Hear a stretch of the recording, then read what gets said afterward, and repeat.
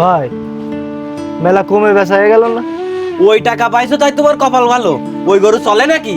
ওই গরুটা বেচতে যায় আমার জীবনটা যাই যাই অবস্থা। তাও ভাই আর একটু দাম হলে ভালো হতো। তা না হয় বুঝলাম, এখন টাকা বেশি দিতে হলি তাই তো আমার গাঠিতে দিতে হবে না। না ভাই গাড়িতে দেবেন কেন? আপনি থাকেন, আমার অফিসের কাজ রয়েছে, আমি গেলাম। এ ভাই দাঁড়াও, কি ভাই? তোমারে যে গরুটা বেচে দিলাম আমাকে কিছু খরচাপাতি দিবা না? সকাল ধরে যে তোমার গরুর পিছনে আমরা খাটলাম, এটা কি ফাও?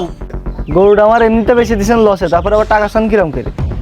হ্যাঁ শোন, তুই কি মানুষ?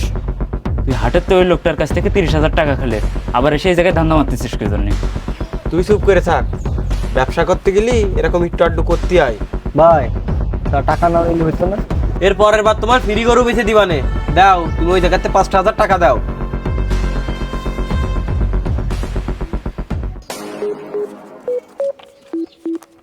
এনে ধর, এ জায়গায় 5,000 টাকা আছে।